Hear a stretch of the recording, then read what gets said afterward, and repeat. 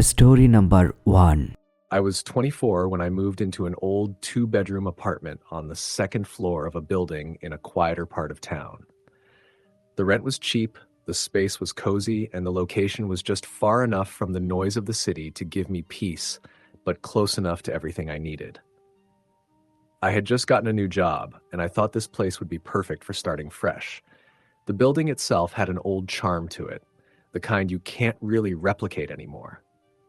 The floors creaked with every step, the windows had a slightly yellowed tint, and the wallpaper in the hallway was faded but still elegant, like it once had been grand. The landlord, an elderly woman named Mrs. Thompson, was sweet, but a bit eccentric. She had lived in the building for decades and spoke of it like it was part of her family. At first, the apartment seemed perfect. It had a large living room with big windows that let in plenty of light during the day, a small but functional kitchen, and a bedroom that felt like a safe retreat. But it didn't take long for things to start feeling off. The first odd thing I noticed was the cold spot in the hallway. It was nothing extreme, just a subtle chill that seemed to linger near the bathroom door. At first, I assumed it was just a draft, but the strange thing was that the air would feel normal everywhere else in the apartment, except in that spot. I figured it was just an old building problem and thought little of it. Then came the sounds. At first, they were so faint that I thought I might just be imagining things. A door creaking, footsteps echoing on the floor above me, whispers when I was alone in the apartment. I convinced myself it was just the sounds of an old building settling, the pipes, or even the wind. But the sounds started to increase. It was as if the apartment was alive with noise when I was trying to relax. One evening, after a particularly long day at work, I was sitting in the living room reading a book when I heard the unmistakable sound of someone walking around in the apartment. My heart skipped a beat and I froze. The sound was coming from the hallway, right outside my bedroom door. I got up slowly and opened the door, expecting to see someone standing there, but the hallway was empty. The floorboards had no sign of movement, no dust shifted where the footsteps had been. I dismissed it as my mind playing tricks on me. After all, there was no logical explanation. But the next night, the same thing happened. The walking, the creaking floorboards, the soft rustle of what sounded like a chair scraping across the floor, all of it just outside my bedroom door. This time, I didn't hesitate. I opened the door immediately, but again, there was nothing. It was around this time that I started feeling watched. When I was in the living room, sometimes I'd feel the hairs on the back of my neck stand up. Or when I was in the kitchen, I'd hear the faintest sound of a door opening and closing from the hallway, though nothing would be there when I checked. But it wasn't until I met Mr. Jacobs, an older man who lived a few floors above me, that I learned the truth about the building. Mr. Jacobs was a quiet, friendly man who had lived in the building for as long as Mrs. Thompson had. He often sat outside on the front stoop, enjoying the weather or chatting with the few neighbors who would stop by. One day, as I was coming back from work, I saw him sitting there and decided to say hello. We exchanged pleasantries, and I ended up sitting with him for a while. It was during this conversation that he mentioned something casually, almost as if he were talking about the weather. "You know," he said, "this building's been around for a long time, but it's always been the same, quiet, except for one thing." I looked at him curiously, and he continued, lowering his voice as if telling a secret. "The third floor," he said, "has always been strange, always feels different up there, cold, like something's watching you." I laughed nervously, thinking he was just trying to spook me. But he didn't smile. His eyes were serious, and his face grew darker as he continued. "People have moved in and out of that floor for years, but no one stays long. Some of them won't even talk about what they saw. You don't believe in ghosts, do you?" I didn't know what to say.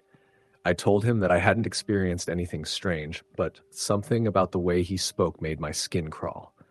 When I left, he gave me a knowing look, almost as if he was warning me. That night, I couldn't sleep. I lay in bed, staring at the ceiling, thinking about what Mr. Jacobs had said. The more I thought about it, the more I started to question whether I had really been hearing things.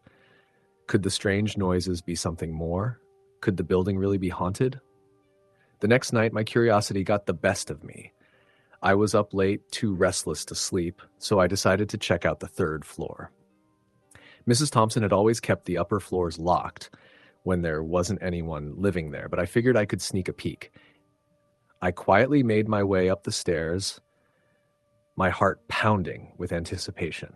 The dim lighting from the hallway gave the place a dreary, ghostly feel, but I couldn't stop myself from continuing. When I reached the third floor, I was hit with a sudden chill. The cold spot, much more intense than the one in the hallway, surrounded me. I walked down the hallway, trying to make out the details of the apartments behind the doors. I noticed a door at the end of the hall that was slightly ajar. My breath hitched, and I couldn't help but walk toward it. As I got closer, I heard the sound of muffled voices, faint as if from behind a wall. I froze, unsure of what to do. The door was cracked open just enough for me to peek inside. I didn't see anything, but I felt it. There was something there. I could almost sense it in the air, thick with tension. I should have turned back then, but something compelled me to open the door a little wider. When I did, I caught a glimpse of the room beyond. The walls were peeling and the floor was covered in dust, but what struck me most was the distinct feeling of being watched. I felt a sharp pang of fear in my chest, and just as I was about to leave, I heard it. Someone whispered my name. I rushed back to my apartment, my pulse racing. The whisper was so clear that it seemed like someone was right behind me. When I got inside, I slammed the door and locked it. I couldn't stop shaking. The following days were a blur. The strange sounds in the apartment grew worse. The whispers continued, and I would feel the cold air surrounding me at random times. The more I stayed in the building, the more I started to feel like I wasn't alone, like something was always just out of my reach, watching me. The final straw came one night when I woke up to the sound of someone breathing in my ear. It was so real, so close, that I could feel the breath on my skin. I bolted upright in bed, but there was no one there. I packed my bags the next morning. I couldn't take it anymore. As I left the building for good, I saw Mr. Jacobs sitting on the stoop again. He gave me a knowing look, and for the first time I saw a flicker of sympathy in his eyes. I didn't say anything to him, but as I walked away, I couldn't shake the feeling that I had left something behind in that apartment. Something I would never understand. I never went back to that building. I found another apartment across town, and life slowly returned to normal. But every now and then, when the wind howls through the streets at night, I think of that place, the third floor, the cold, the whispers, and I wonder who or what still calls that old building home. Story, the end. Story number 2. The house on Elmwood Avenue had been vacant for as long as I could remember.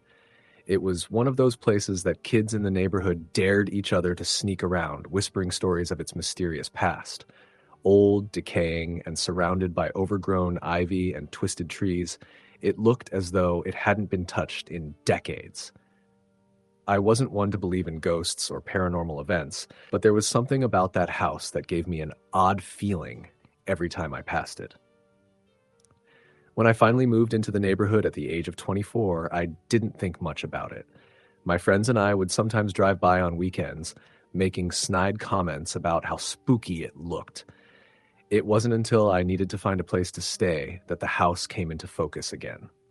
I had just gotten a job in the city and was in desperate need of somewhere affordable to live. The rent at the Elmwood house was ridiculously low, and even though I knew its reputation, I figured it was just old and in need of repairs. Who would pay top dollar for a house that had stood vacant for so long? The landlord was a quiet man, someone who didn't say much. He handed me the keys with barely a word and reminded me to take care of the property. The second I stepped inside, I noticed the faint smell of mildew and mustiness in the air, but I dismissed it as the scent of old wood and forgotten spaces. I spent the first few weeks painting, fixing small issues, and settling in. The house was large, with a winding staircase, old hardwood floors, and rooms that felt almost too big. But despite the dust and neglect, it had potential. It didn't take long before I began hearing strange noises at night. It started with the creaking of floorboards in the hallway, a sound that wasn't unusual for an old house. But then came the whispers. I'd wake in the middle of the night to soft voices echoing through the walls, murmurs just beyond the reach of understanding. The first time it happened, I figured it was just the wind or perhaps the house shifting in the cold air. But it continued every night. One evening, while cleaning the attic, I found a small box tucked away in a corner, hidden under old blankets and forgotten furniture. Inside was a collection of old photographs and handwritten letters. I started flipping through the photos, all black and white, showing a family, two parents with their young daughter. The daughter in every photo looked eerily familiar. I couldn't put my finger on it, but something about her face seemed unsettling. Her wide, dark eyes stared back at me in every image. The letters were written in a neat, flowing script. They were dated back to the early 1900s and appeared to be from the mother of the family, describing everyday events and mundane matters. But as I read through them, one letter caught my eye. It was different from the others, written in a shaky, almost frantic hand. I hear them in the walls. They're getting closer. They won't leave me alone. Please, God, help me.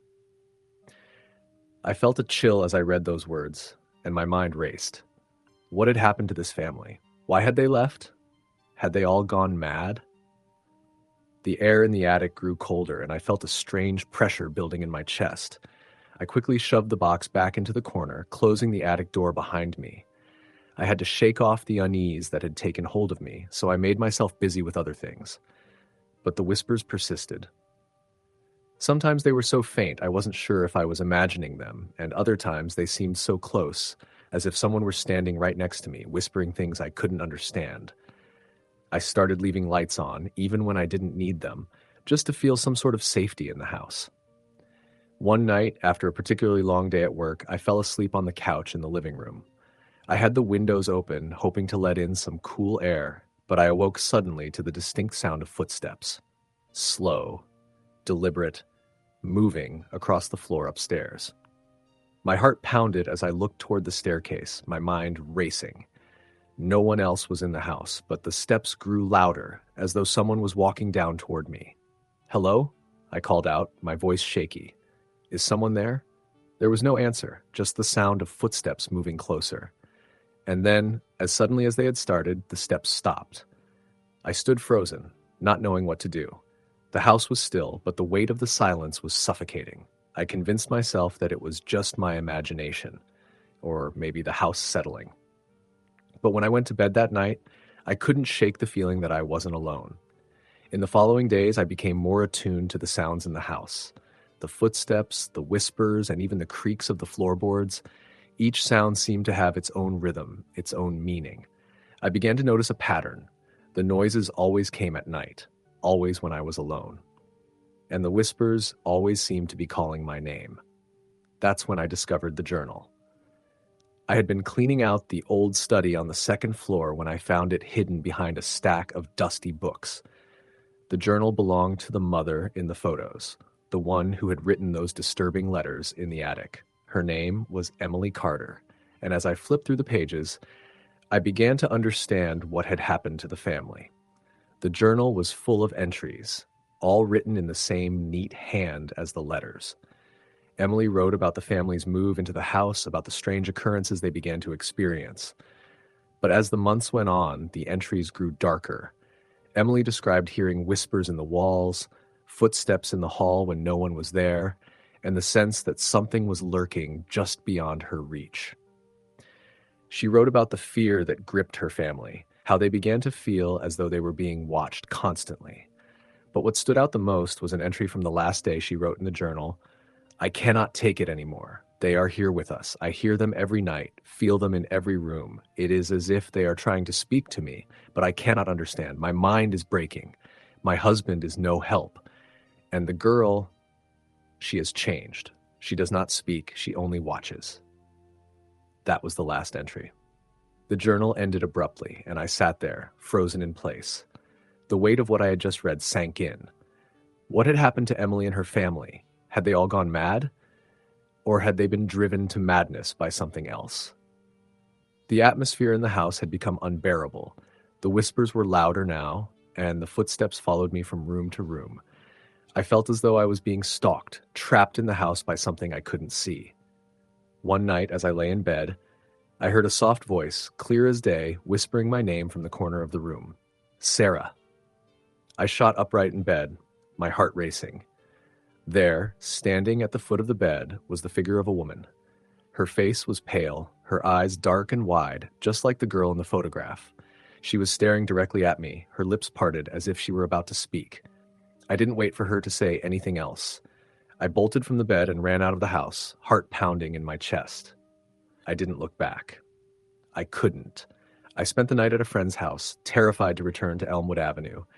When I finally gathered the courage to go back, the house was empty. No sounds, no whispers, no footsteps, but the feeling of dread still lingered.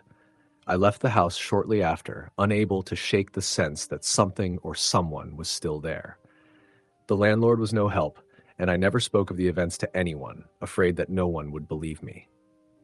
I've never gone back to that house, but sometimes, late at night, when the air is still, I can hear the faintest whisper calling my name from the direction of Elmwood Avenue. Story the end. Story number 3. I didn't believe in ghosts. At least I didn't think I did. Growing up, my parents always chalked up strange occurrences to overactive imaginations. The creaky floorboards at night, the mysterious tapping on the window, the flickering lights, they were all just old house problems, they'd say. It wasn't until my first year of college that my views on the paranormal would shift forever. I rented a small studio apartment in a house that had been converted into several units. The house was old, really old, built in the 1920s, and it had that musty, antique smell that no amount of cleaning could ever quite erase. The landlord, Mrs. Montgomery, was a sweet but eccentric lady in her late 70s. She had lived there for as long as anyone could remember, and she spoke about the house like it was a living entity. "She's a good house," she'd say with a faraway smile. "Keeps to herself mostly. Just don't get on her bad side." I thought she was just being odd, as older people sometimes are, but the rent was reasonable and the place was perfect for a college student like me. Quiet, close to campus, and comfortable enough. I had no reason to think twice. For the first couple of weeks, everything was fine. The house had its quirks, but nothing unusual. I spent my days at class and my nights studying in the small but cozy living room. It wasn't until I started hearing the noises that things began to change. At first, it was subtle. I'd be sitting at my desk, studying, and I would hear the softest sound of someone walking across the floor above me. The sound would come in quick bursts, footsteps, then silence, then more footsteps. I brushed it off as the house settling, but as time went on, the noises became harder to ignore. One night, I was lying in bed when I heard what sounded like a faint knock on the door. I froze. My heart started pounding in my chest, but when I got up and opened it, no one was there. I checked the hallway. Empty. I checked the front door to the building, just in case someone had accidentally knocked, but everything was locked and still. I told myself I was just tired, that my mind was playing tricks on me. Still, the odd events kept happening, scratching noises on the walls, a sudden drop in temperature when no windows were open, and that incessant feeling that I wasn't alone, even when I was. One evening, I decided to confront Mrs. Montgomery. She'd lived in the building long enough to know if anything strange had ever happened. "Mrs. Montgomery," I began cautiously, "has anyone ever had any issues with the apartment? Like noises or strange things happening?" She stopped what she was doing and looked at me as if I had asked the wrong question. Her eyes seemed to cloud over for a moment before she gave a soft sigh. "Well, now that you mention it," she trailed off. She paused and glanced around, almost as if she were waiting for someone to overhear. "There are things that happen here sometimes. It's been this way for years." I raised an eyebrow, half expecting her to laugh it off. Instead, her face grew more serious. "It's the house," she said quietly. "She's protective. Some people can feel it more than others, like some people leave, but don't worry, she won't hurt you. She just likes to make sure you know she's here." I tried to laugh it off. "You mean like a ghost?" I asked, half joking. Her eyes darkened. "I'm not sure I'd call it that. More like a presence, a memory of someone long gone." That was all she said before she quickly excused herself and disappeared down the hallway. I was left standing there, bewildered and a little unnerved. What did she mean by protective? And who was the someone long gone she had mentioned? That night, I stayed up late, trying to focus on my work, but the house felt oppressive. I kept hearing the footsteps, the knocking, and something else, a faint sound like a soft whisper coming from the walls. My skin crawled with unease. I decided I wasn't going to let it get to me. I pulled the covers over my head and tried to sleep, but it was useless. The air in the room felt heavy, almost suffocating. At 2 a.m., I was woken up by a loud crash.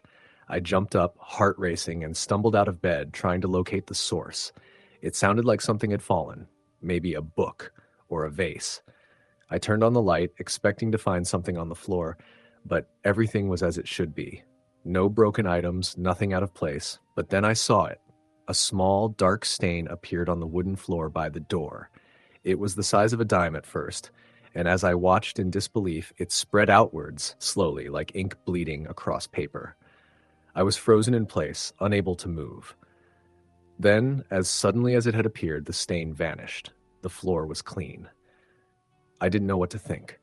My first instinct was to run, to leave, and never look back, but I couldn't. I didn't know where I would go, and besides, I didn't want to believe any of this. I just wanted everything to make sense again.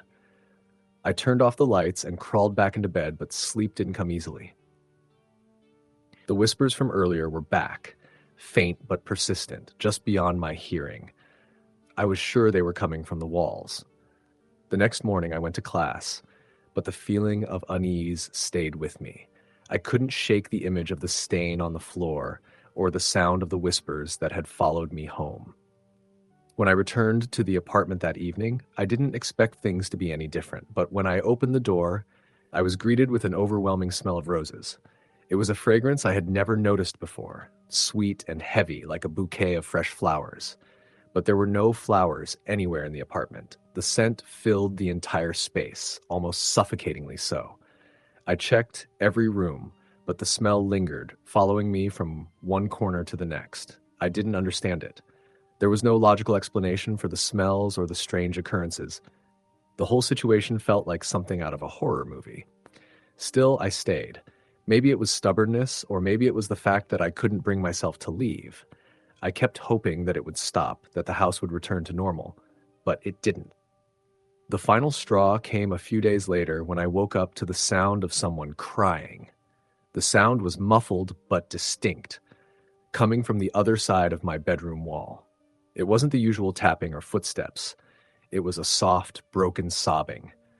I rushed out of bed and pressed my ear to the wall, but the crying stopped as soon as I did. I backed away slowly, feeling dizzy with fear. The next morning, I packed up my things and left.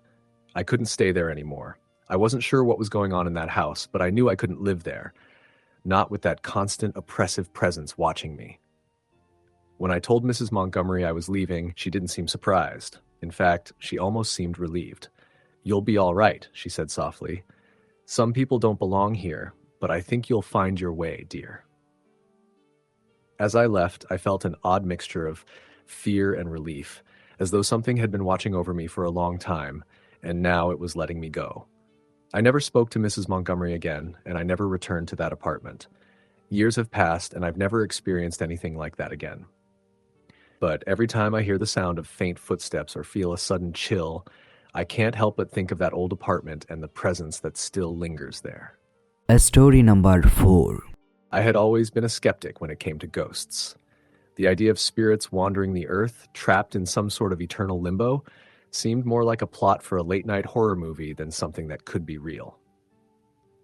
But my perspective began to shift when I moved into a small house on the outskirts of town. The house was charming enough. It had a well-maintained garden, a cozy living room with a fireplace, and a small but comfortable kitchen.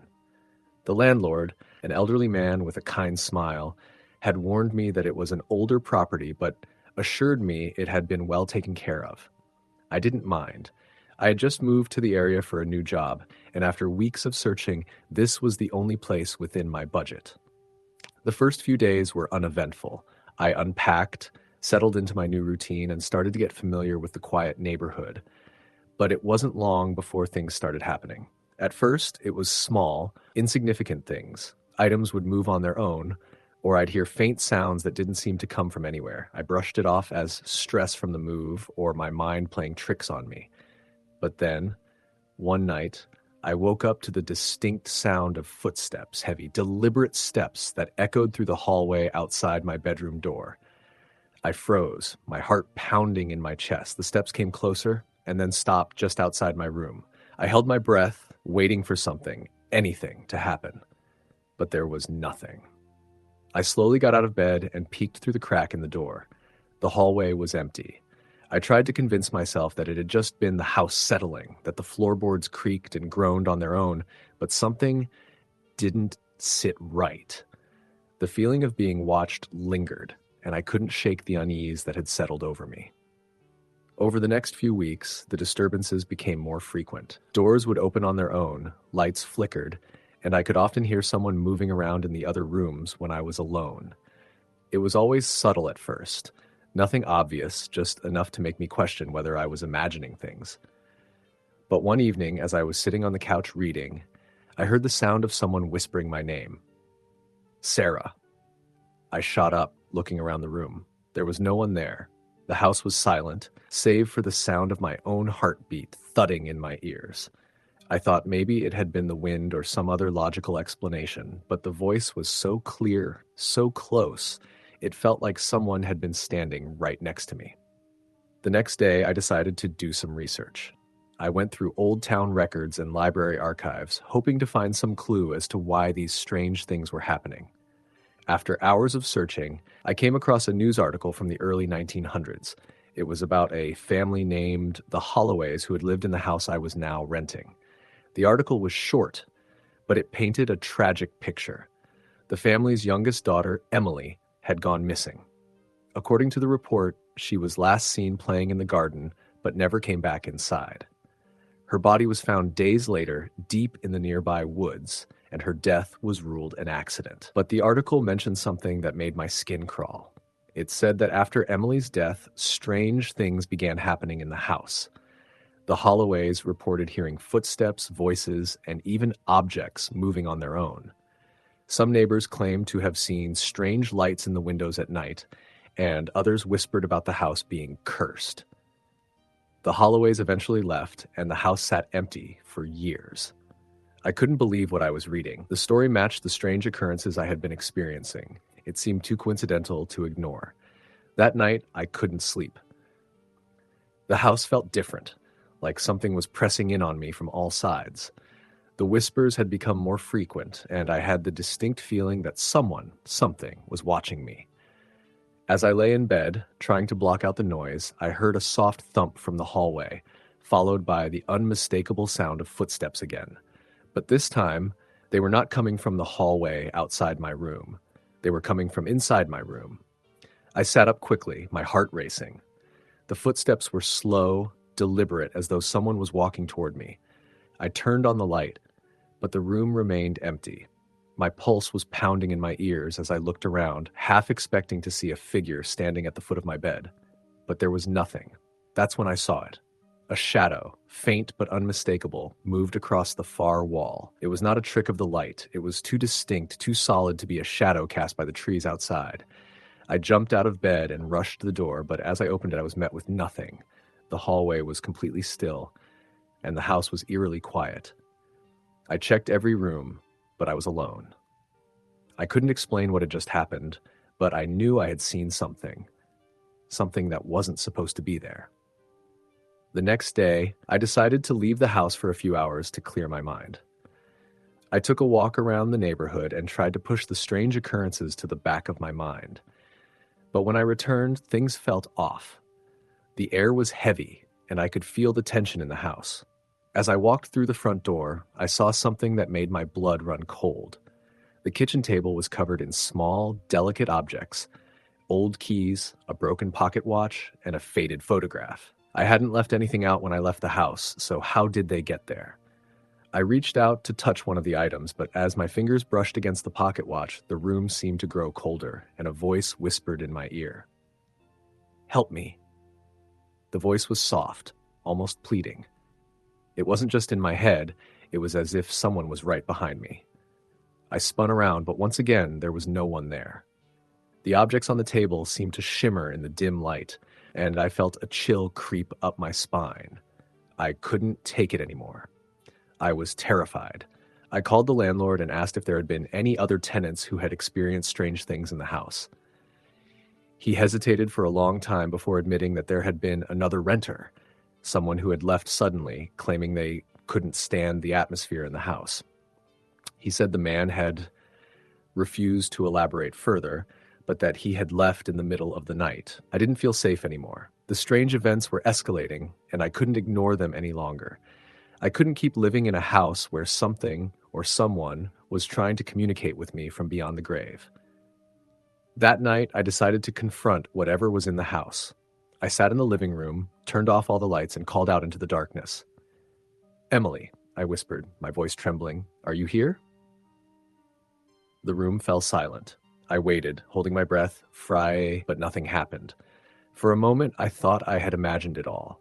But then, faintly, I heard the sound of a child's laughter, soft, innocent, but distant. It was followed by a sudden rush of cold air, and the temperature in the room dropped sharply. "Please," I whispered, "what do you want?" The air grew heavy, and the whispers began again. This time they were clearer. I could make out words, pleas for help, cries for someone to listen. I sat there, my heart pounding, as the temperature continued to drop and the voices seemed to grow louder. It felt like something was trying to break through, to reach me. The feeling was overwhelming, suffocating. And then, just as suddenly as it had started, everything stopped. The room warmed back up, and the whispers faded into nothing. I sat in silence, still processing what had just happened. My mind raced with questions. Who was Emily? Why had she called to me? And why was I the one to hear her? The next morning, I packed my things and left. I never spoke to the landlord again. The house remained vacant, and I never returned to Elmwood Avenue. But I still hear those whispers sometimes, faint, distant, and filled with a sense of longing. And every now and then, I wonder if Emily is still waiting for someone to help her. Story the end. Story number 5. I had never believed in ghosts. Growing up, I always assumed they were just stories meant to spook children or entertain those looking for a thrill. I never experienced anything that could remotely be described as supernatural. But that changed when I moved into my first house. The house was located on a quiet street in a small town, the kind of place where everyone knew each other's names and the days felt like they moved slowly. It was a modest, 2-bedroom cottage surrounded by old trees and a garden that had seen better days. I was fresh out of college and had just landed my first full-time job. The rent was affordable, and the landlord seemed pleasant enough, so I didn't hesitate to sign the lease. The house was old, but it had character, charming in its own way. I moved in during the fall when the air was crisp and the leaves were turning bright shades of red and gold. The first few weeks were peaceful. I spent my evenings unpacking and getting to know the neighborhood. My job was only a short drive away, and I quickly settled into a routine. The house had an old, creaky floorboard that I would sometimes hear during the night. At first, I attributed it to the house settling, as old houses tend to do. But then, the sounds became more distinct. They weren't just the random creaks and groans of a settling home. It felt like someone was walking around in the house, moving from room to room. It wasn't frequent, but it happened enough that I began to feel uneasy, especially when I was alone.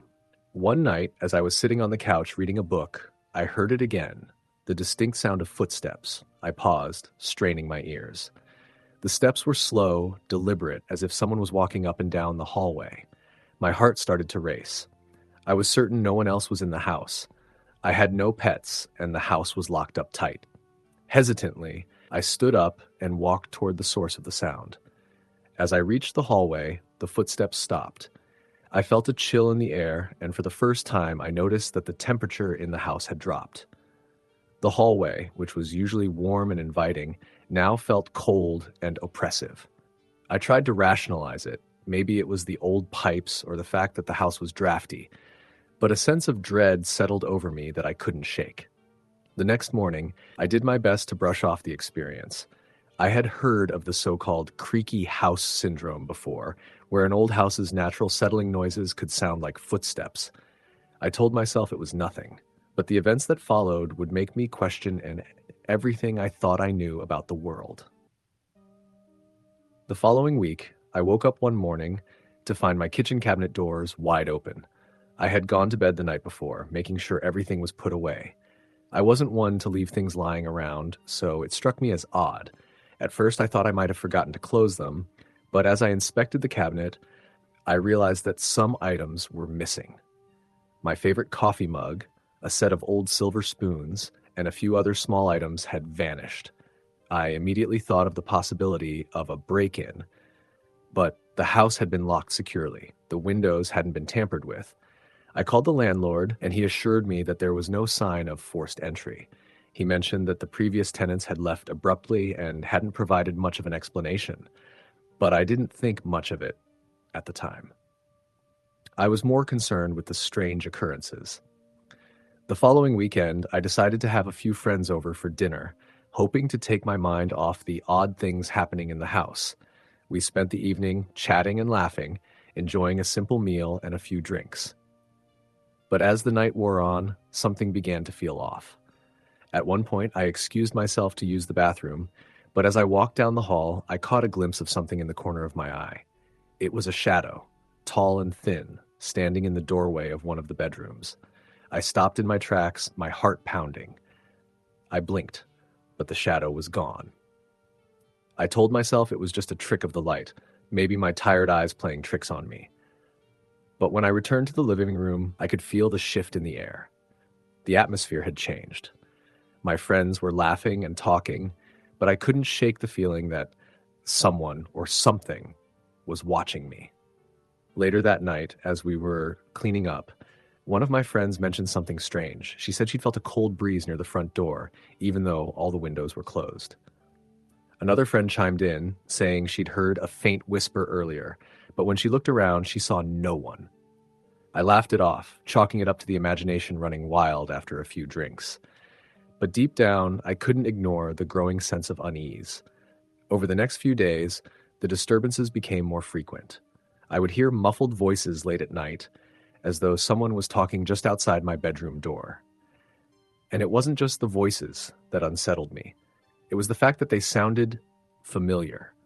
The voices seemed to be speaking in hushed tones, almost like they were trying to keep quiet, as if they didn't want me to hear them. But every time I would get up to check, no one was there. One evening, after a particularly long day at work, I decided to take a walk around the property, hoping the fresh air would help clear my mind.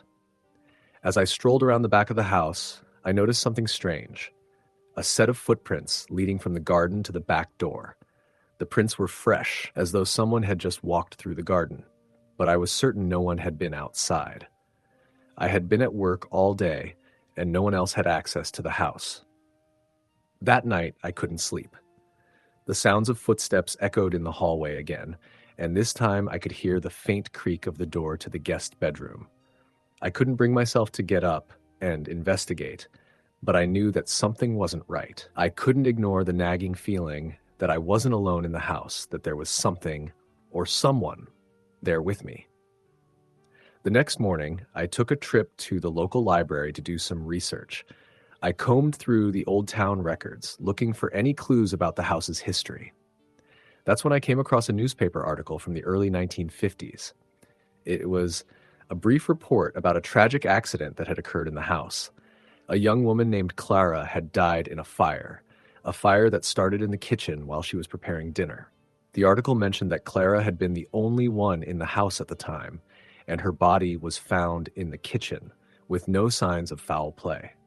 I sat in the library, my mind racing. The details of the article matched the odd things happening in the house. Strange noises, missing items, the feeling of being watched. Could it be that Clara's spirit was still lingering here, unable to move on? I couldn't say for certain, but the more I thought about it, the more the pieces seemed to fit. That night, I decided to try something. I sat in the living room, lights dimmed, and spoke aloud. Clara, if you're here, I don't want to be afraid of you. I just want to understand what happened. Why are you still here? For a long while, there was nothing. The house was silent. But then, just as I was about to give up, I felt it. The temperature dropped, the air grew heavy, and the faintest whisper reached my ears. Help me. I froze. It was a soft voice, a plea for help. I wasn't sure if it was my imagination or if Clara's spirit had truly responded, but I knew one thing for sure: I wasn't alone in the house. The disturbances gradually stopped after that night. The footsteps, the voices, the cold air, they all faded away, as if the house had finally settled back into a peaceful silence. But I couldn't forget the events of those weeks. Clara's presence had been real, and I had felt it. I stayed in the house for a few more months, but the experience changed me. I never again doubted the possibility of the supernatural. I left the house eventually, but I often wonder about Clara, about the spirit who had once lived in that house and who still perhaps lingers there, waiting for someone to hear her. Story the end. Story number 6. I moved into the apartment during the winter of my second year of college, needing a place closer to campus that wouldn't break the bank. It was an old building, a 3-story Victorian with faded brick walls and large windows that let in plenty of light. The landlord, Mr. Simmons, was an older man with a stiff back and thick glasses. He had inherited the building from his parents, who had owned it since the 1940s. There was something about him that made me feel uneasy, but I chalked it up to him just being a product of his time, stiff and formal. The apartment itself was small but charming, with hardwood floors that creaked when you walked and walls that seemed to breathe with the weight of history. I was told that the place had been used as a boarding house back in the 1950s and 60s, a home for young women who worked in the city. The building had been largely untouched since then, and the rooms still carried the scent of aged wood and dust. For the first few days, everything seemed perfectly normal. The sounds of the building settling didn't bother me, and the occasional squeak from the radiator didn't seem out of place. But after a week, things began to feel a little off. It started with the noises. At night, when I was lying in bed, I would hear soft footsteps pacing back and forth in the hallway outside my room. At first, I thought it was just the creaking of the old building. After all, these old places always made strange noises. But the footsteps weren't random, they were rhythmic, deliberate. It was as if someone was walking with purpose, back and forth, again and again. One night, I decided to confront the source of the noise. I had been trying to sleep for over an hour, and the footsteps were becoming unbearable. I slipped out of bed, put on my slippers, and quietly opened the door to the hallway. Nothing. The hallway was empty, silent. No one was there. I stood there for a moment, trying to convince myself that I had imagined the whole thing. The floorboards creaked beneath my feet, and I jumped at the sudden sound. I didn't know what I was expecting, but whatever it wasn't what I saw. The door to the stairwell at the end of the hallway was slightly ajar, and from the dim light of the street lamp outside, I could see something moving. A shadow, perhaps, or maybe a trick of the light. But when I stared at it for a moment, I saw it clearly. There was someone standing just inside the doorway. The figure was tall, dressed in what looked like an old-fashioned gown, its form indistinct and shifting, almost as if it were made of smoke. My heart raced, and I quickly shut the door, my back pressed against it as I tried to catch my breath. I stayed there, in the dark, not knowing what to do or whether I had truly seen something. But the feeling in my chest told me that I hadn't imagined it. I didn't tell anyone at first. I didn't want to sound crazy, and I figured I could just ignore it. But the next few nights, the footsteps returned. And then, the whispers. Faint, low voices that seemed to come from the walls themselves, echoing in the quiet of the night. They were incomprehensible at first, like distant chatter in a crowded room. But over time, the whispers grew clearer, as though the voices were trying to make themselves heard. I started to sleep with the lights on, not that it made much of a difference. The noises were still there. The soft, scraping sound of something moving across the floor in the hallway, the faint shuffle of footsteps, the whispers just on the edge of my hearing. Every night they were there, and every night I felt more and more like I was being watched. One afternoon, when I was leaving for class, I ran into Mr. Simmons in the hallway. He was carrying a box of old books, his back hunched under the weight. I had seen him a few times around the building, but we had never really talked. "Nice day, isn't it?" I said, trying to make small talk. He nodded, but there was a tiredness in his eyes that I hadn't noticed before. "Yes, indeed. Not many of those left, though." I looked at him, puzzled, but he didn't elaborate. He started to walk away, but then paused and turned back to me. "You know," he said quietly, "some people say this place is haunted. It's been around for a long time, after all. Some people say they hear things at night, voices, footsteps. Strange things happen in this building." His words sent a chill through me, and I couldn't hide the nervous laugh that escaped my lips. "You don't really believe that, do you?" I asked, trying to sound casual. Mr. Simmons looked at me for a long moment, his expression unreadable. Then he sighed, as if he were about to say something important, but stopped himself. "I don't know what to believe," he said softly, before turning and walking down the stairs. I didn't know what to think. But after that conversation, the odd occurrences seemed to intensify. The footsteps weren't just in the hallway anymore. They were in my apartment too. They moved around the room, pacing from one corner to the next, just out of sight. Sometimes I'd wake up to find the blankets at the foot of my bed thrown off, as though someone had been sitting there. The whispers grew louder, and I started to catch snatches of words. Help, please, leave. The last straw came one night when I woke up to find the door to my apartment wide open. I had locked it before going to bed. My heart pounded as I got out of bed and walked into the living room. The air was thick, oppressive, and the smell of old wood seemed to hang in the air. The door to the closet was ajar, and I could swear I heard breathing coming from inside. I backed away slowly, my breath shallow and fast. My mind was screaming at me to leave, but I couldn't make myself move. Then the whispering started again, but this time it was different. It was no longer faint and distant. It was right next to me, as if someone were standing just behind me, their voice too close, too intimate. "Get out," it hissed, the words clear and cold. I didn't need any more convincing. I grabbed my keys, shoved them into my pocket, and ran out of the apartment. I went to a friend's place that night, not knowing where else to go. The next day, I packed up my things and moved out. I didn't even bother to say goodbye to Mr. Simmons.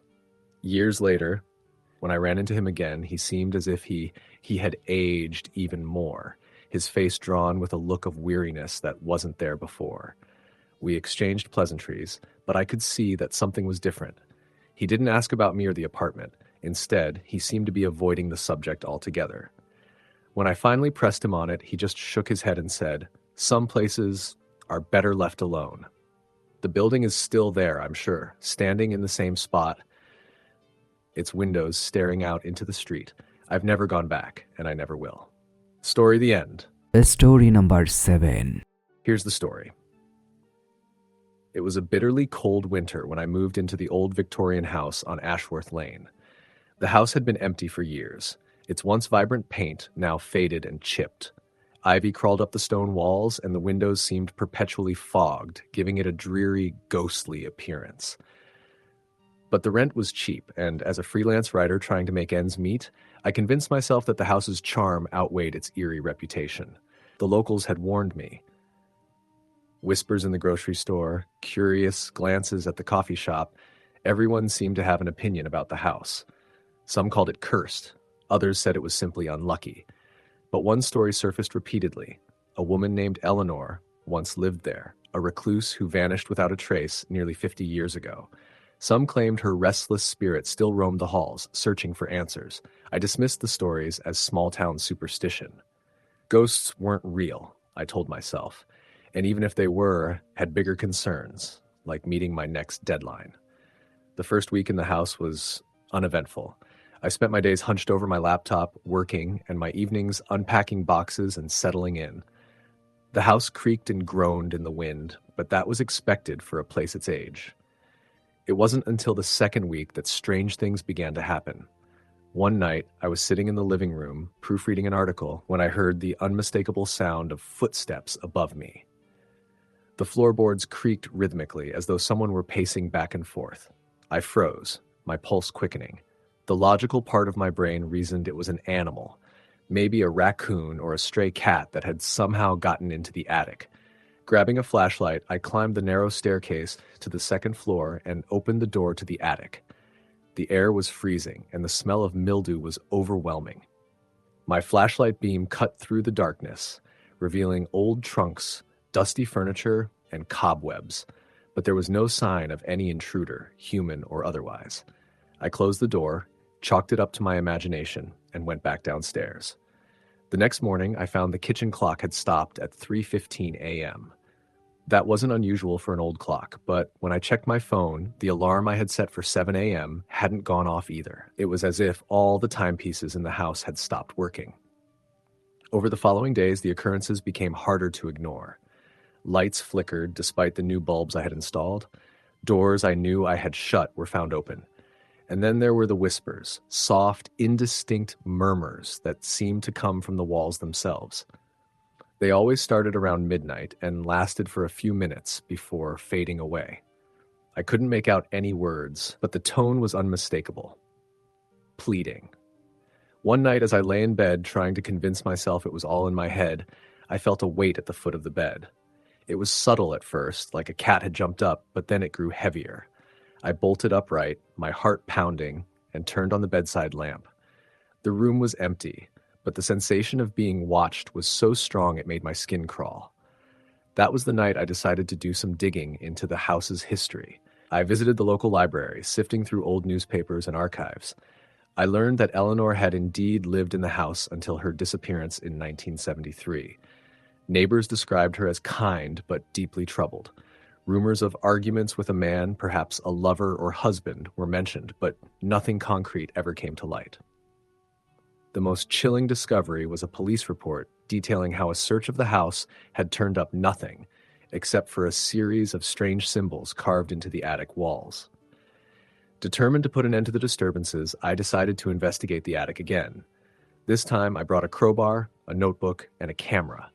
When I reached the attic, the air felt heavier, almost suffocating.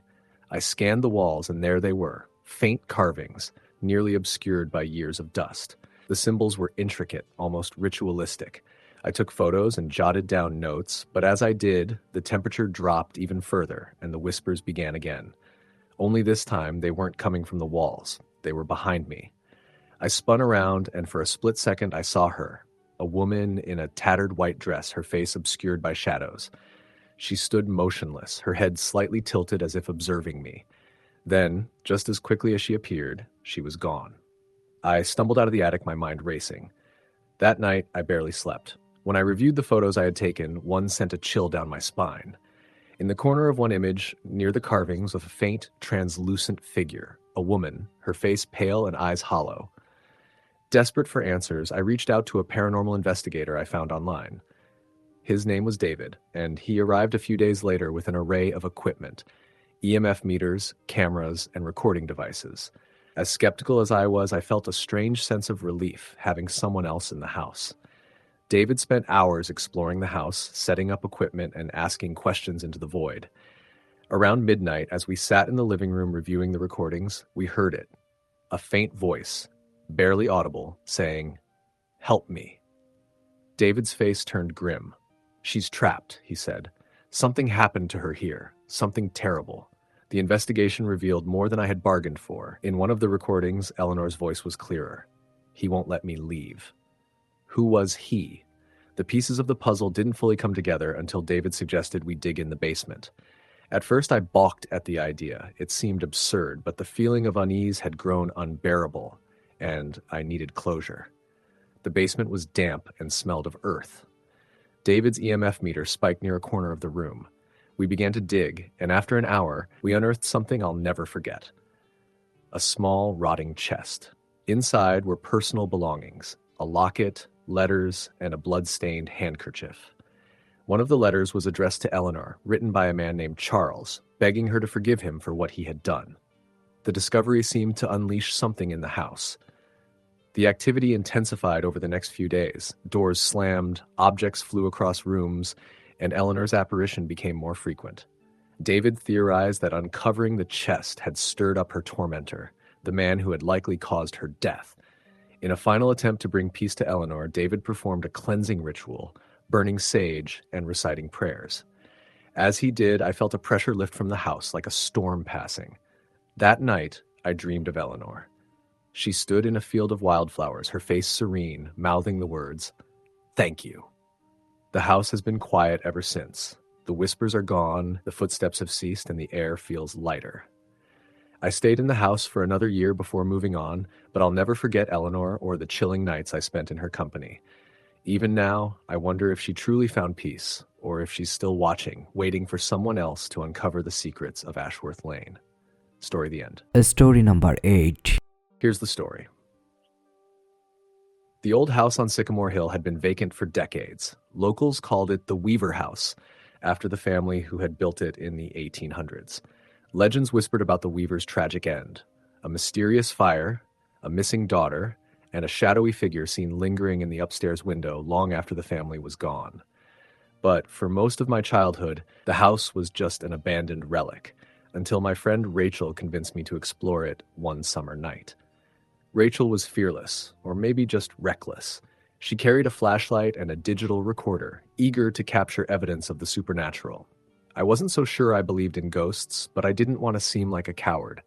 So, armed with a flashlight of my own and a nervous resolve, I followed her up the hill. The house loomed over us, its windows like dark, hollow eyes. The porch creaked ominously under our weight, and the air smelled faintly of mildew and old wood. Rachel pushed the door open, its rusted hinges screaming in protest. Inside, the house felt alive with silence. Dust motes floated in the beam of my flashlight, and every step on the warped floorboards echoed unnervingly. The walls were covered in peeling wallpaper, faded with age, and the furniture was still there, untouched, as if the Weavers had simply stepped out and never returned. Rachel immediately set to work, placing the recorder on a dusty table in the parlor. "If there are any spirits here," she called out confidently, "we mean no harm. We just want to talk." Her voice seemed to hang in the air, and for a moment the silence grew heavier, as if the house was listening. I shivered, but said nothing. We moved through the rooms methodically. In the kitchen, the sink was full of rust-colored water, though the plumbing hadn't worked in years. The dining room table still had a faded tablecloth draped over it, along with a single unlit candle. The strangest part was the sense of being watched. I kept glancing over my shoulder, convinced someone, or something, was behind me. Upstairs, the feeling intensified. The hallway was lined with doors, each leading to shadowy rooms that smelled of mothballs and decay. One door at the end of the hall was slightly ajar, and Rachel, of course, insisted on investigating. As she pushed it open, I felt a cold draft brush past me, making the hairs on my arms stand up. The room was a nursery. A crib stood in the corner, its wood splintered and warped with age. A rocking chair faced the window, and as we stepped inside, it creaked ever so slightly, as if it had just stopped moving. Rachel moved toward the crib, her flashlight revealing a small, tattered doll inside. She picked it up, turning it over in her hands. "Creepy, huh?" she said with a nervous laugh. Before I could answer, the door slammed shut behind us. I yelped, my flashlight beam jerking wildly. Rachel tried the door, but it wouldn't budge. "Must have been the wind," she muttered, though her voice lacked its usual confidence. Then we heard it, a faint, high-pitched humming. It was soft at first, barely audible, but it grew louder, filling the room with an eerie, otherworldly melody. Rachel and I froze, staring at each other in wide-eyed terror. "Is that?" I whispered, but I couldn't finish the sentence. The rocking chair moved. Slowly, deliberately, it began to rock back and forth, the wood creaking with each motion. Rachel dropped the doll, and it hit the floor with a hollow thud. "Who's there?" she demanded, her voice trembling. The humming stopped. In the silence that followed, a child's voice whispered, clear as day, "Why did you leave me?" I screamed. Rachel grabbed my arm, and together we yanked the door open and bolted down the hall. The house seemed to come alive around us, the floorboards groaning and the walls vibrating with an unnatural energy. We stumbled down the stairs, nearly falling over each other in our haste to escape. As we reached the front door, a loud crash echoed from upstairs, followed by the unmistakable sound of footsteps, small, rapid, and relentless. They were coming for us. We burst outside, the cool night air hitting us like a slap. Without looking back, we ran down the hill, our flashlights bouncing wildly. When we finally reached the safety of Rachel's car, we slammed the doors and sat in stunned silence, gasping for breath. Rachel fumbled for the recorder, which she'd grabbed in our rush to leave. She hit play, and we listened in horror as the events of the night played back. The humming was there, faint but undeniable, followed by the child's voice and our frantic screams. But there was something else, something we hadn't heard at the time. A low, guttural laugh, deep and menacing, as if mocking our fear. Neither of us ever went back to the Weaver house. Rachel became obsessed with researching its history, uncovering rumors about a little girl named Lila who had died in the fire, her body never found. Some said she had been locked in the nursery by her cruel father. Others claimed she had been playing with matches. I tried to forget, but the memories lingered. Sometimes, late at night, I'd wake up to the sound of humming, so faint it almost seemed imagined. And once, while walking past Sycamore Hill, I glanced up at the house and saw a shadow in the nursery window, a small figure swaying gently in the rocking chair. "Why did you leave me?" the voice echoed in my mind. Story the end. Story number 9. It was late October when I first set foot in the old Holloway boarding house. I was a graduate student in history, traveling to rural Massachusetts for a research project about turn-of-the-century architecture. My professor, Dr. LeClaire, had recommended the boarding house because it had been preserved remarkably well since its construction in 1889. The current owner, Mrs. Langley, was an elderly woman who had inherited the property and now rented out rooms to passing travelers. The house was beautiful in a haunting sort of way, perched on a hill with sprawling oak trees casting long shadows over the lawn.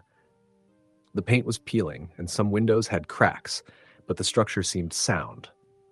Mrs. Langley greeted me warmly, though her pale blue eyes carried a hint of unease.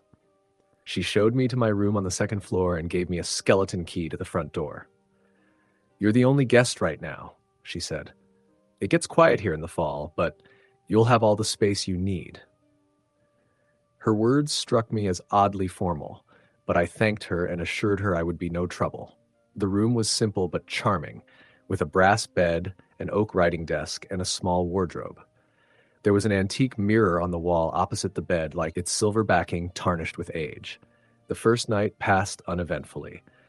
I stayed up late reviewing notes for my project and eventually fell asleep to the sound of crickets chirping outside. But on the second night, something changed.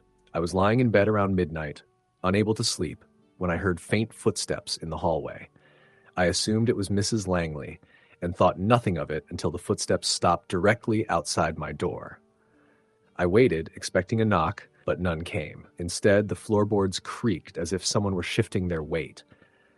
"Mrs. Langley?" I called out hesitantly. There was no response. I got up, opened the door, and peered into the dimly lit hallway. It was empty. I checked the other rooms on the floor, all of which were unoccupied. Shaking my head, I returned to bed, chalking it up to the quirks of an old house. The next morning, over breakfast, I mentioned the footsteps to Mrs. Langley. She smiled faintly but avoided my gaze. "This house has its peculiarities," she said, "but it's nothing to worry about." Her vague response only heightened my curiosity, but I didn't press her. Instead, I decided to explore the house during the day. Most of the rooms were locked, but I found an old library on the third floor filled with dusty books and photographs. One photograph in particular caught my eye. It was a portrait of a young woman with dark curls and piercing eyes. Her expression was somber, almost mournful. "That's Emily," Mrs. Langley said from behind me, startling me. "She lived here when it was still a boarding house." "What happened to her?" I asked, noticing the tension in her voice. Mrs. Langley hesitated. "She disappeared in 1912. They never found her. Some say she ran away. Others, she trailed off, her face clouded with something I couldn't quite place. That night, I couldn't shake the image of Emily's face. I sat at the writing desk, poring over my notes, when I caught movement out of the corner of my eye. I turned to the mirror on the wall. For a moment, I thought I saw someone standing behind me. A shadowy figure with long hair. But when I spun around, the room was empty. A chill ran down my spine, but I tried to convince myself it was a trick of the light. I returned to my work, though I couldn't concentrate. The air in the room felt heavy, oppressive, as if something unseen was watching me. Around 2 a.m., I decided to call it a night. As I lay in bed, the footsteps returned, louder this time. They moved up and down the hallway, pausing intermittently as if the person, or whatever it was searching for something.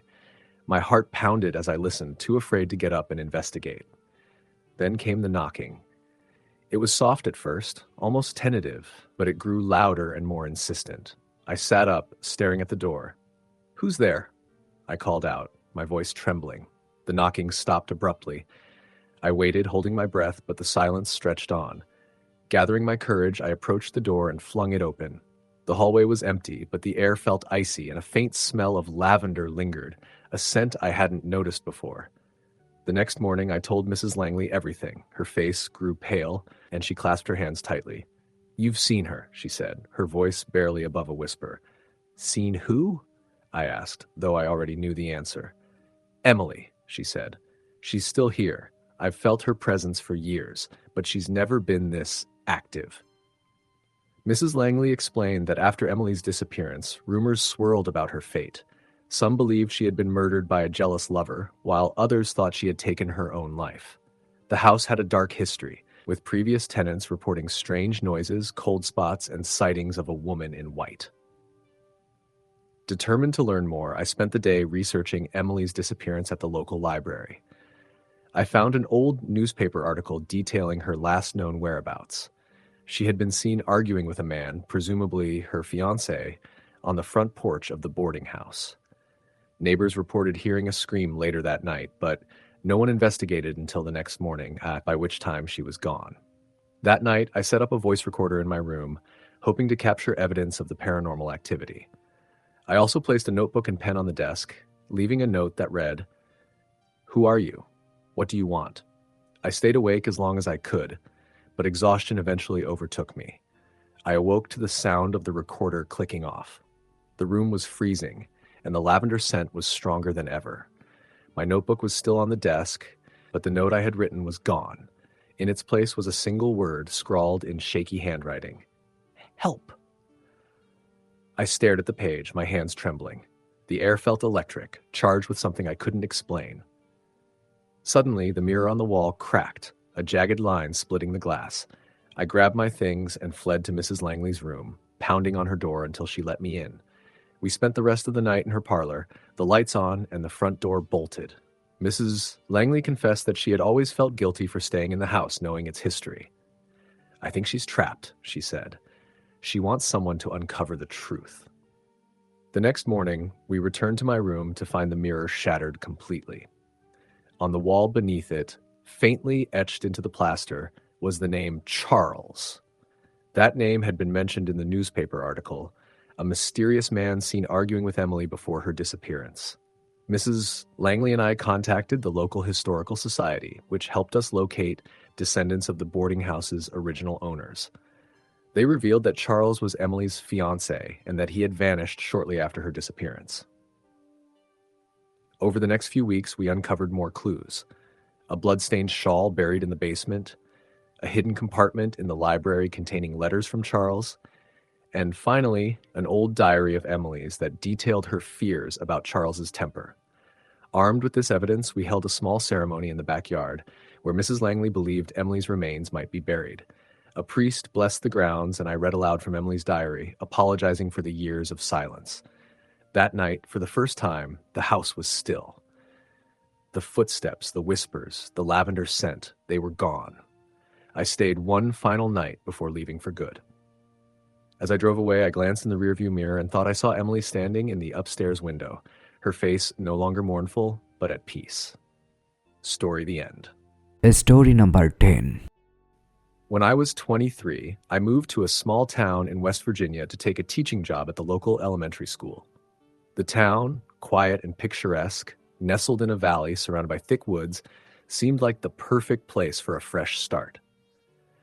I rented a small cottage on the edge of town, just a 10-minute drive from the school. It was old but charming, with creaky floorboards, a wood-burning stove, and a small garden out back. The landlord, an elderly man named Mr. Harris, told me the house had been in his family for generations.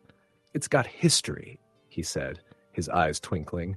"You might hear a creak or a groan now and then, but that's just the house settling. Nothing to worry about." I smiled and nodded, eager to move in and make the place my own. The first few weeks were uneventful. I spent my days preparing lesson plans and my evenings reading by the fire or exploring the trails that wound through the nearby woods. The neighbors were friendly but kept their distance, as if respecting my space. It was the kind of quiet life I had been craving. But then little things started happening. At first, I brushed them off. A glass fell off the kitchen counter, even though I was sure I had set it in the middle.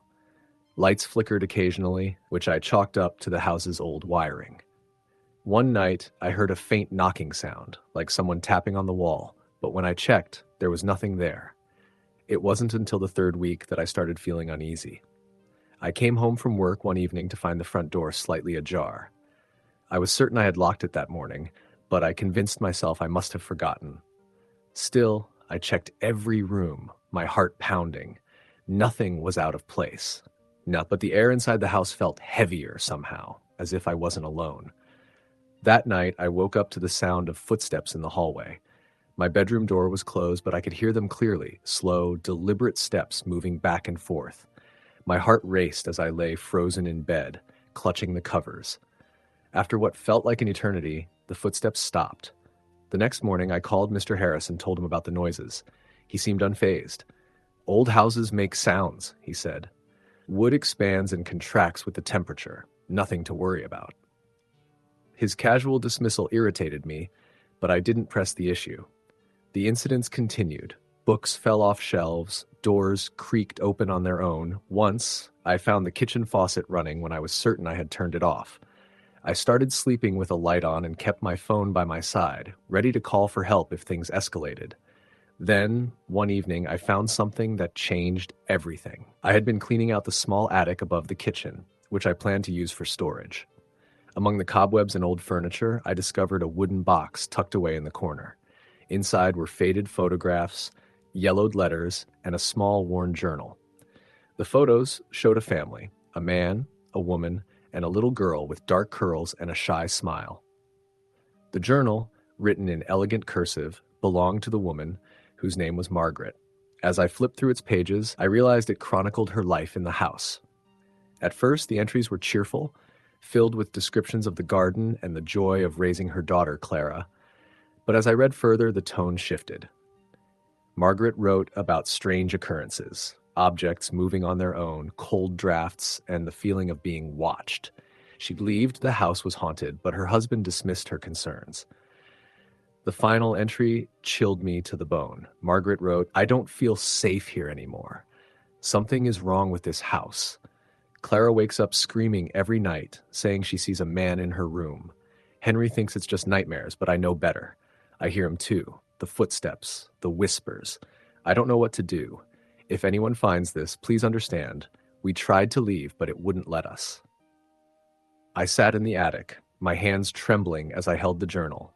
The weight of her words pressed down on me, and for the first time, I considered the possibility that the house's history wasn't just stories and superstition. That night, I couldn't sleep.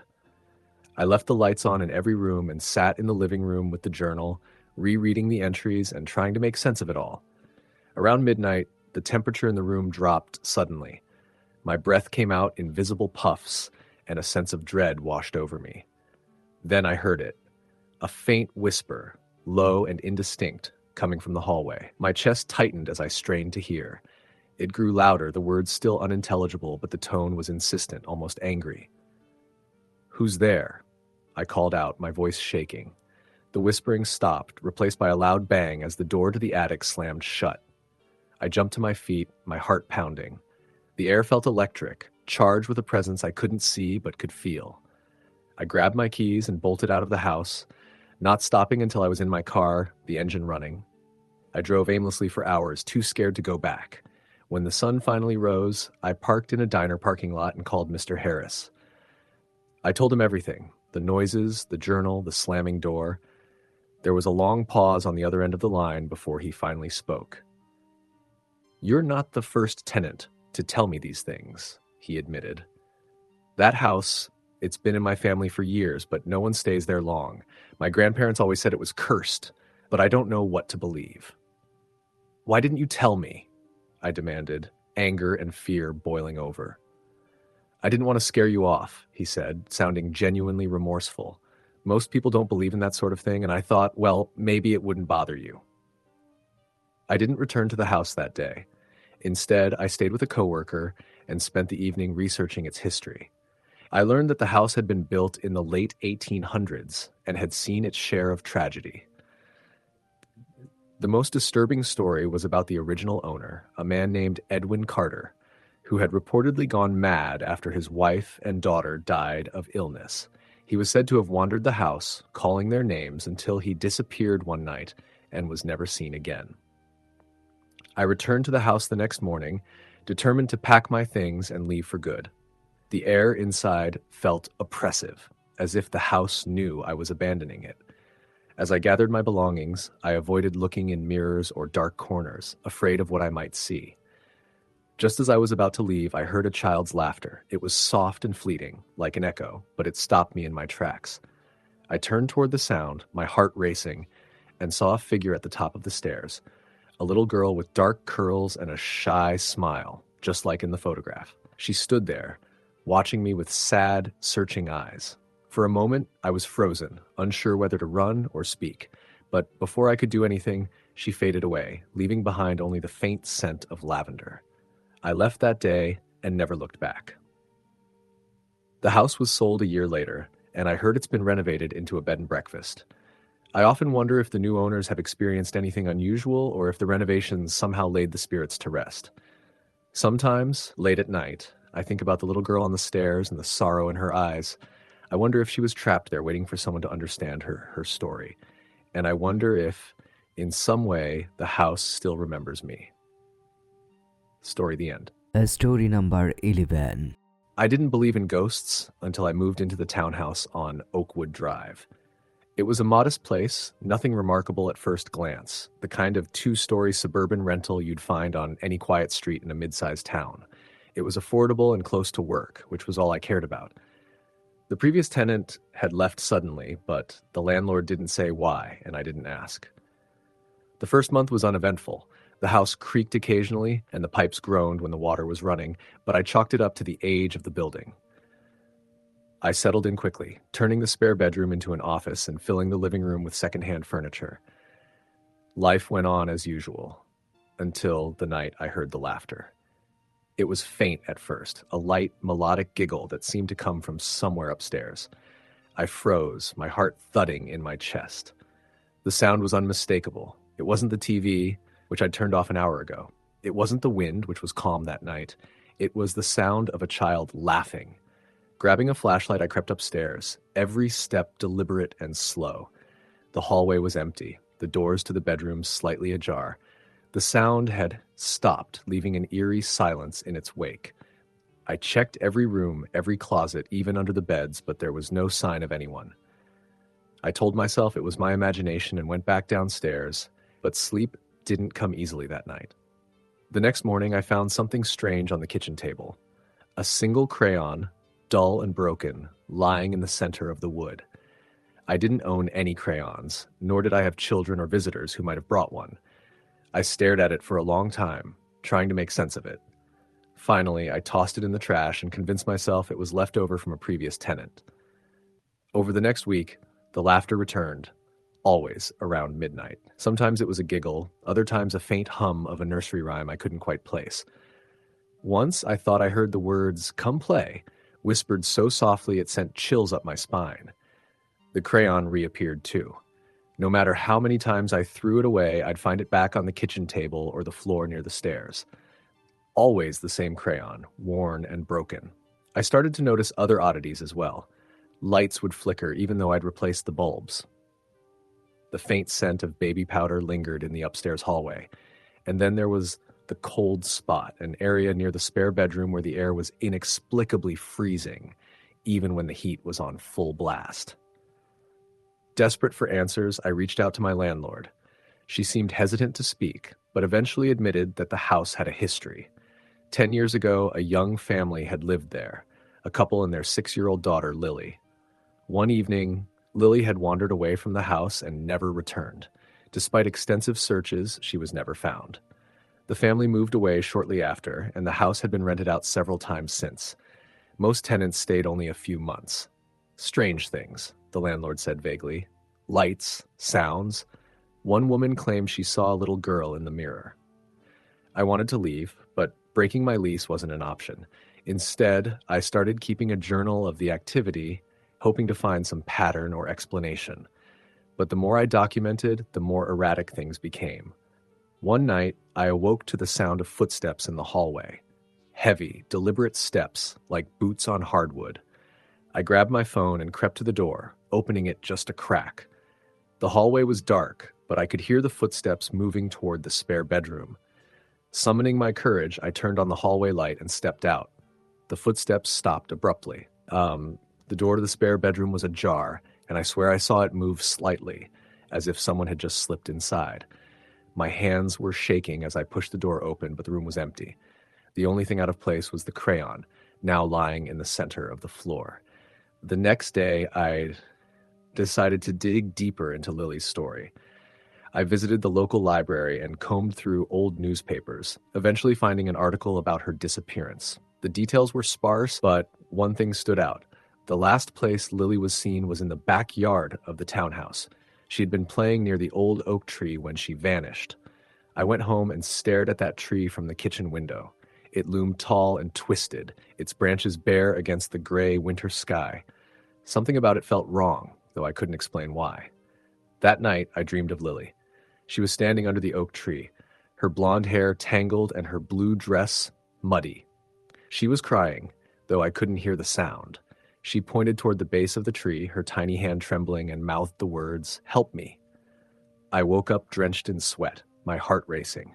The dream felt more like a memory, as though it had been planted in my mind. I couldn't ignore it. Armed with a shovel, I went out to the backyard the next morning. The ground was hard and frozen, but I dug anyway, feeling both foolish and compelled. About 2 feet down, the shovel hit something solid. My stomach turned as I unearthed a small wooden box, weathered and cracked. Inside was a collection of children's items, a stuffed rabbit, a pair of shoes, and a bundle of papers tied with string. The papers were drawings, crude crayon sketches of a house, a tree, and a man with dark, hollow eyes. One drawing in particular made my blood run cold. It showed a figure lying beneath the tree, surrounded by red scribbles that could only represent blood. Written at the bottom, in shaky letters, was the word, "Daddy." I contacted the police, who took the box as evidence. They reopened Lily's case, and after weeks of investigation, remains were found buried deeper under the tree. DNA testing confirmed they belonged to Lily. The discovery made headlines, and her father, who had been living in another state, was arrested and eventually confessed to killing her in a fit of rage. After the truth came out, the activity in the house stopped. The laughter, the footsteps, the cold spots, they all vanished, as if Lily had finally found peace. But I couldn't stay there anymore. The weight of what had happened was too much to bear. I moved out a month later, but sometimes, late at night, I still hear her laughter in my dreams. Not the eerie giggle that once haunted the house, but a light, joyful sound, a sound that feels free. Story the end. Story number 12. I never believed in ghosts. Not really. Sure, I'd heard the stories, cold spots, flickering lights, footsteps in an empty house, but I always chalked it up to imagination or some logical explanation. At least, that's what I told myself until the fall of 2015. That's when I learned some things can't be explained away. It started when my best friend, Lucas, inherited his grandmother's house after she passed. The house, a creaky old Victorian tucked away in the countryside, had been in his family for generations. Lucas had big plans to renovate it and turn it into a weekend retreat, but he needed help cleaning it out. Since I owed him a favor, he had helped me move twice, I agreed to spend the weekend there with him. The house was massive, its weathered gray exterior looming against a backdrop of dense woods. Inside, it smelled like dust and mothballs, the air thick with the weight of time. The furniture was antique, the wallpaper peeling in places, and the floors groaned underfoot. Lucas's grandmother had lived there alone for the last 20 years, and it showed. "Creepy, isn't it?" Lucas said, grinning as he handed me a box of cleaning supplies.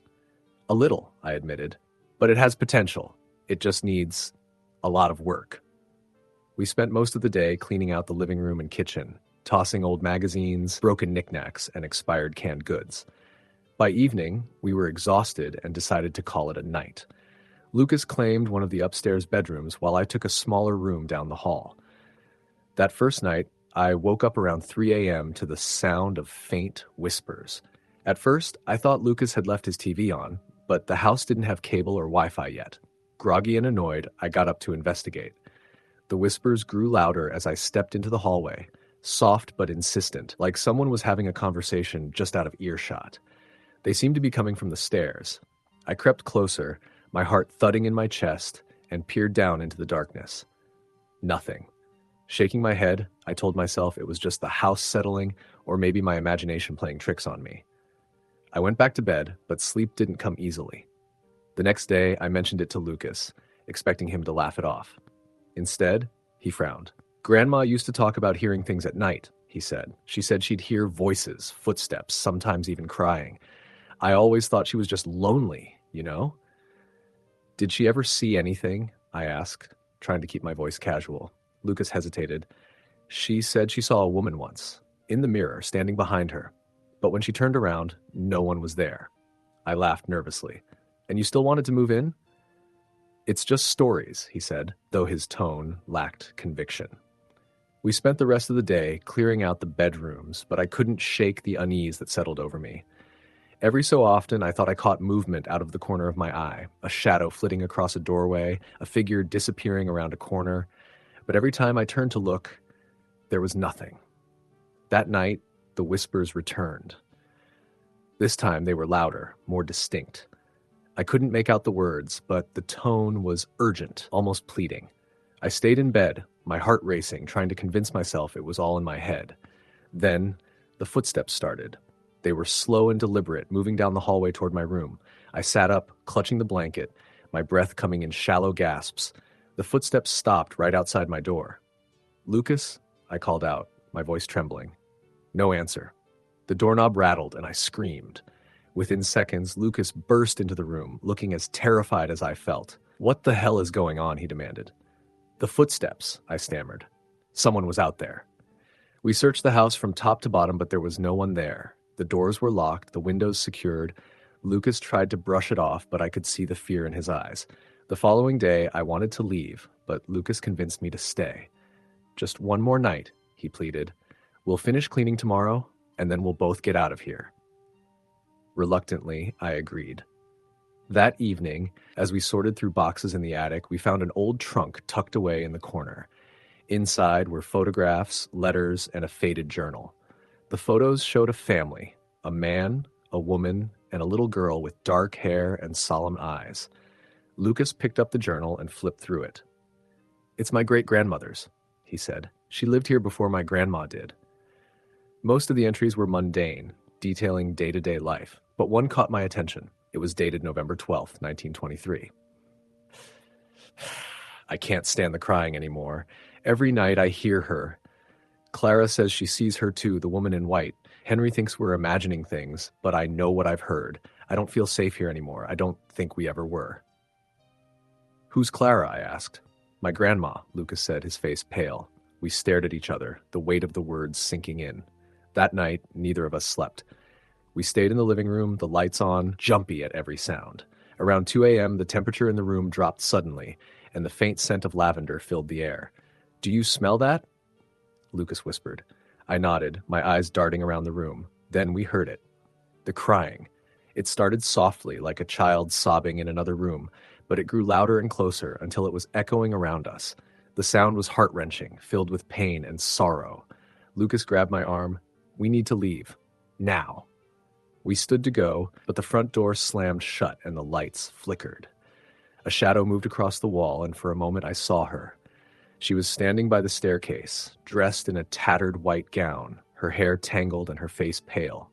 Her eyes met mine, and I felt a wave of sadness so overwhelming it nearly brought me to my knees. "Help me," she whispered, her voice barely audible, and then she was gone. We didn't wait to see if she'd come back. We ran out of the house, jumped into Lucas's truck, and didn't stop driving until we reached the safety of a motel miles away. The next day, Lucas decided to sell the house. He couldn't explain what we'd seen or heard, but he knew he couldn't stay there. I didn't argue. Months later, I looked up the history of the house and found an old newspaper article.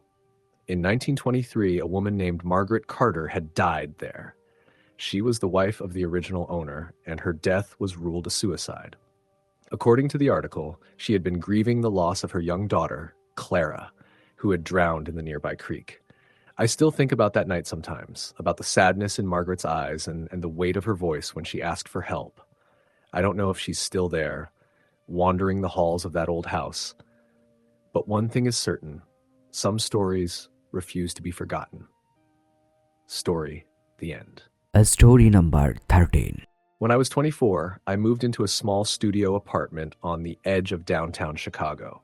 The building was old, built in the late 1920s, and still retained much of its original charm.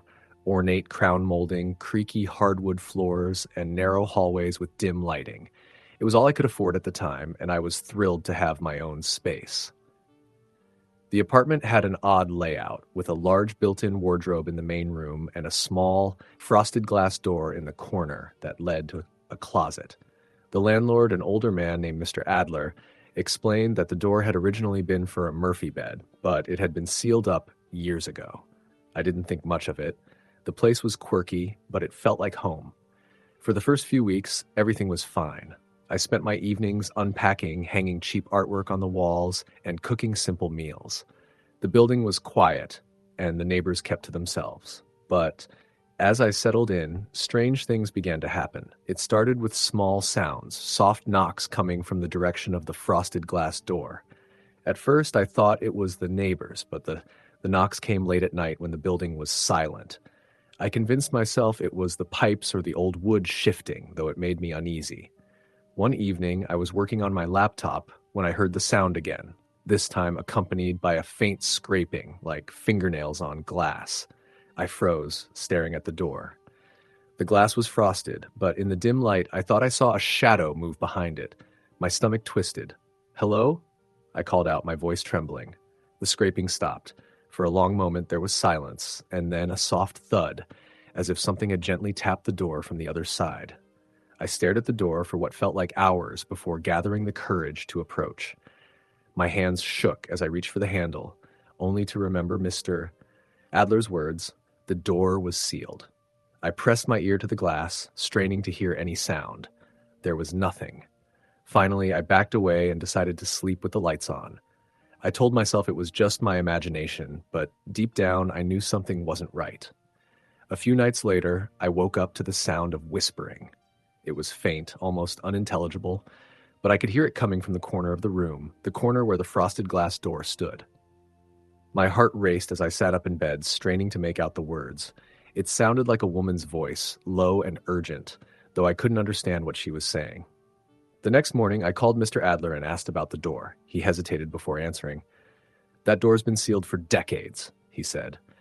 "Nothing behind it but drywall and old pipes." "Why did they seal it?" I asked. He sighed. "People used to complain about it, said it was unsettling.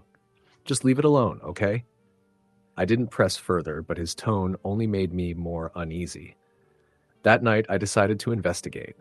I borrowed a screwdriver and flashlight from a neighbor and started to unscrew the hinges. The door was heavy, and as I worked, a faint smell began to seep through the edges, a musty, metallic scent that made my stomach churn. When I finally pried the door open, I was met with a solid wall of plaster and wood. It was exactly as Mr. Adler had described, sealed up and inaccessible. But as I stared at the barrier, I noticed something odd. The plaster was stained, as though something had seeped through it long ago. The smell was stronger now, metallic and faintly sour. I backed away and shut the door, leaving the hinges loose. That night, the whispering returned, louder this time.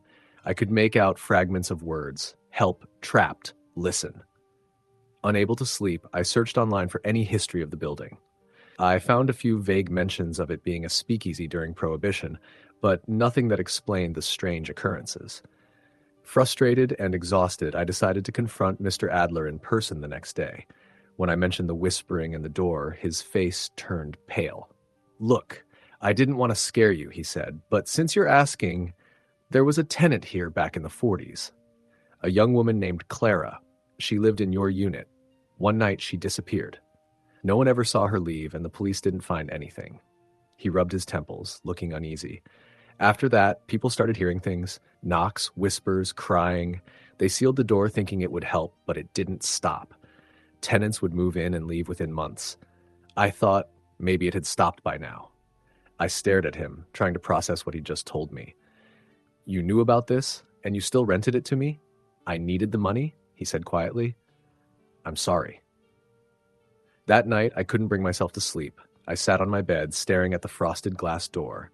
Around midnight, the whispering started again, louder and more desperate. This time, I didn't hesitate. I grabbed the flashlight and pried the door open. The plaster wall stared back at me, unchanged, but the whispers grew louder, echoing in my ears. "Help me," the voice said, clear and trembling. Something inside me snapped. I grabbed the screwdriver and started chipping away at the plaster, ignoring the dust and splinters flying into my face. The voice grew louder, almost frantic, as I worked. Finally, I broke through a small section and shone my flashlight inside. What I saw made my blood run cold. Behind the wall was a narrow cavity, no more than 3 feet wide, and in that space was a pile of bones, tangled in rotting fabric. A single bracelet, tarnished with age, lay among the remains. I stumbled back, my heart pounding. The whispers stopped, replaced by a heavy silence. The room felt colder, heavier, as if the air itself had turned to stone. The next day, I called the police. They removed the remains and confirmed they belonged to a young woman, likely in her early 20s. The bracelet had her name engraved on it, Clara. The detectives said she had likely been murdered and hidden there decades ago, though they doubted they'd ever find her killer. After Clara's remains were taken from the apartment, the activity stopped. The whispers, the knocks, the shadows, they all vanished as if she had finally been freed. I moved out shortly after, unable to stay in the place where I'd uncovered such a horrifying secret. Sometimes, late at night, I think about Clara. I wonder if she finally found peace, or if some part of her still lingers, trapped between worlds. But one thing is certain. I'll never forget the sound of her voice, calling out for help from behind that frosted glass door. Story the end. Story number 14. Call from my sister, Dana, asking if I'd help her and her husband, Sam, clean out an old farmhouse they had recently purchased. The house, built in the late 1800s, sat on several acres of overgrown land in rural Ohio. It had been abandoned for years, and Dana and Sam had gotten it for a steal, planning to fix it up and turn it into their dream home. I agreed to help, mostly because I wanted to see the place. Dana had described it as charming but creepy, with peeling wallpaper, broken windows, and a massive oak tree in the front yard that seemed to lean ominously toward the house. When I arrived, the first thing I noticed was how isolated it was. The nearest neighbor was half a mile away, and the long dirt driveway was flanked by dense woods. The house itself looked like something out of a Gothic novel. 2 stories with a wraparound porch, faded gray paint, and shutters hanging at odd angles. Inside, the air was stale, and the wooden floors creaked underfoot. There were cobwebs in every corner, and the furniture left behind by the previous owners was covered in a thick layer of dust. "You sure this place isn't haunted?" I joked, trying to lighten the mood. Dana rolled her eyes. "It's just old, Nate. Don't start with your ghost stories." But Sam, ever the skeptic, smirked. "If it is haunted, maybe the ghosts can help us clean." We spent the first day clearing out debris, packing up old dishes and knickknacks, and tearing down curtains that disintegrated when touched. It was hard, dirty work, but by evening we'd made decent progress. Dana had packed sandwiches for dinner, and we sat on the front porch as the sun dipped below the horizon, casting long shadows across the yard. "Did you know the house has a history?" Dana asked, her voice low. "What kind of history?" I asked, suddenly intrigued. She hesitated. The realtor mentioned something about a family tragedy, but she didn't go into detail. I looked it up, though. The original owners were the Whitakers. They lived here for decades, but in 1925, their youngest daughter, Eleanor, went missing. She was 8 years old. They never found her. "That's unsettling," I said, glancing at the house behind us. "It's just a story," Sam said, brushing it off. "Every old house has one." But that night, as I lay on an air mattress in one of the upstairs bedrooms, I couldn't stop thinking about Eleanor. What had happened to her? Why had the family stayed in the house after she disappeared? Around midnight, I woke up to the sound of footsteps in the hallway. At first, I thought it was Dana or Sam, but the steps were too light, almost hesitant, like a child's. "Dana," I called out, my voice barely above a whisper. No answer. I got up and opened the door, peering into the dimly lit hallway. It was empty, but the footsteps continued, heading toward the staircase. I followed, my heart pounding, and saw a shadow at the bottom of the stairs. It was small, barely more than a flicker, but it moved. "Hello?" I called out. The shadow disappeared, and the house fell silent. The next morning, I told Dana and Sam what I'd heard. Dana looked concerned, but Sam just laughed. "Old houses make noises," he said. "It's probably the wood settling." Still, I couldn't shake the feeling that something was off. As we worked, I kept catching glimpses of movement out of the corner of my eye, just shadows, fleeting and indistinct. Once, while cleaning out a closet, I found an old doll with a cracked porcelain face. Its dress was faded blue, and its glass eyes stared blankly ahead. "Creepy," Dana said when I showed it to her. "But it's just a doll, Nate." That night, the footsteps returned. This time, they were louder, more deliberate. I lay frozen in bed, listening as they moved up and down the hallway. Then came the whispering, soft, indistinct words I couldn't make out. I wasn't the only one who heard it. The next morning, Dana admitted she'd heard whispers too. "I thought I was dreaming," she said, her hands trembling as she sipped her coffee. Sam still wasn't convinced.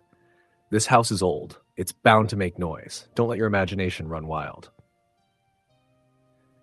But by the third night, even Sam couldn't deny something strange was happening. We were all in the living room, sitting around a small portable heater, when the lights began to flicker.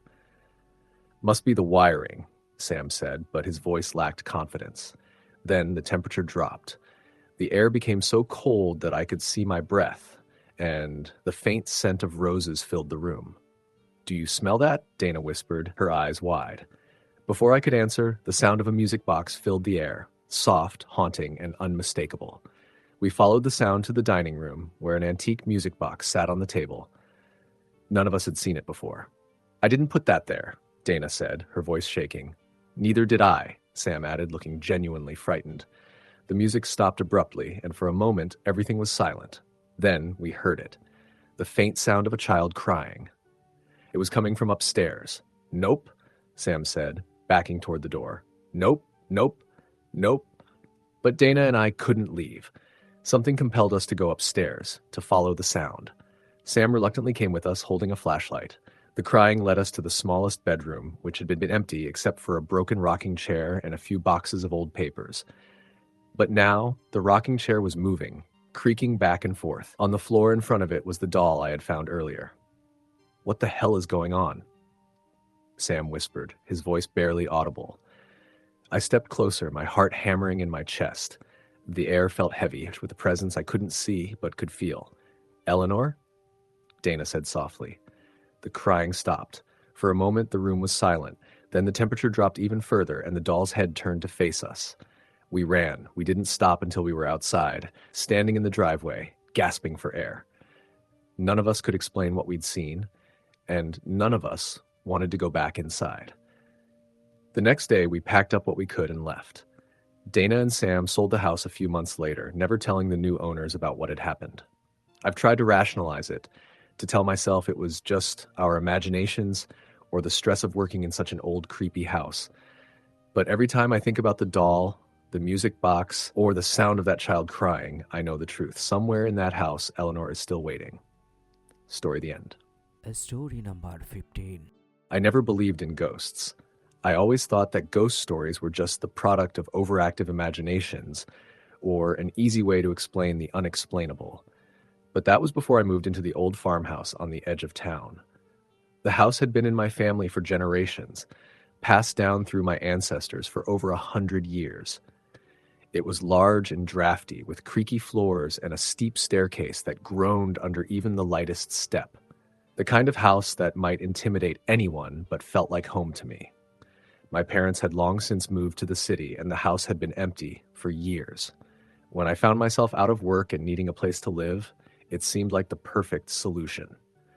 When I first moved in, the house felt quiet. It was a little too quiet at times, but I wrote it off as just being unused for so long. I spent the first few weeks unpacking and getting settled in, occasionally feeling a strange chill in the air, but nothing that couldn't be explained away by the old, drafty walls. It was about a month after I moved in that I started to notice the odd things. Little things at first. A door that would be open when I was sure I'd left it closed, the sound of footsteps on the stairs when I was home alone. But it wasn't until one night that things took a darker turn. I had been reading in the living room when I heard what sounded like a knock at the front door. I was alone in the house, and the knock was so loud and distinct that I couldn't ignore it. I set the book down, puzzled. Who could be at the door at this time of night? I glanced out the window, but I didn't see anyone standing on the porch. Cautiously, I made my way to the front door and opened it. Nothing. I stepped out onto the porch, looking up and down the empty street. There was no sign of anyone. I stood there for a moment, unnerved, and then turned to head back inside. As I did, I caught a glimpse of something in the corner of my eye. A figure, tall, shadowy, and indistinct, standing in the yard. My heart raced, but when I blinked, the figure was gone. Shaking my head, I dismissed it. It had to be my imagination. I was just tired, I'd told myself. I went back inside, locking the door behind me, and tried to push the incident out of my mind. But that night, I couldn't sleep. The house felt oppressive, as though the walls were closing in on me. In the days that followed, the odd occurrences became more frequent. The sound of footsteps would echo in the hall when no one was around. Items would go missing, only to reappear days later in places I hadn't left them. The house grew colder, even in the middle of summer. I started sleeping with the lights on, but it didn't help. Every creak of the floorboards, every gust of wind against the windows felt like something was watching me. One evening, while I was sitting at the kitchen table, I heard a soft voice whisper my name. It was faint but unmistakable. I froze, my blood running cold. I glanced around the empty kitchen, but there was no one there. I tried to rationalize it, thinking maybe it was the wind or my mind playing tricks on me. But deep down, I knew something wasn't right.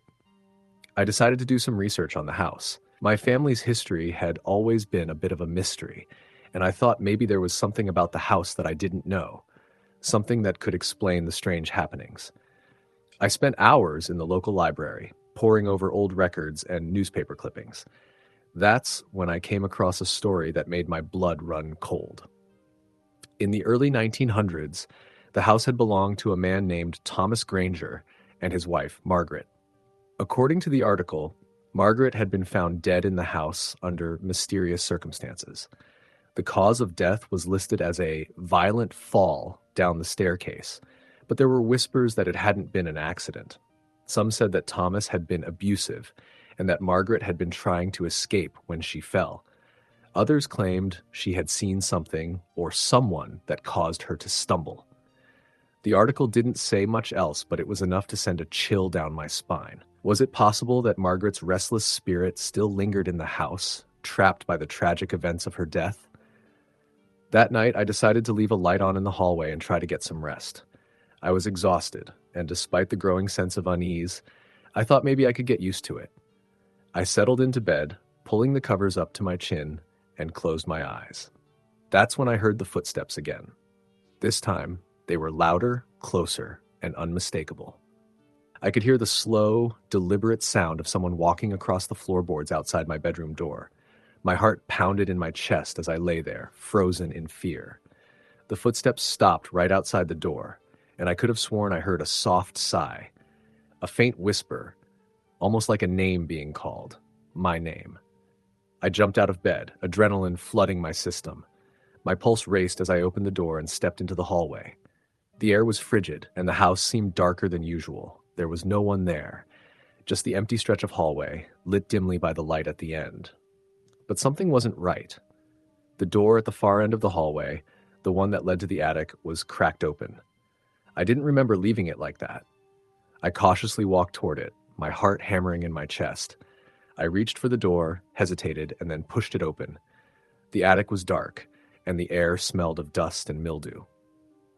The dim light from the hallway barely illuminated the space, but I could make out the faint outline of old furniture and boxes stacked haphazardly. As I stepped inside, I heard a noise, a soft scraping sound from somewhere in the corner.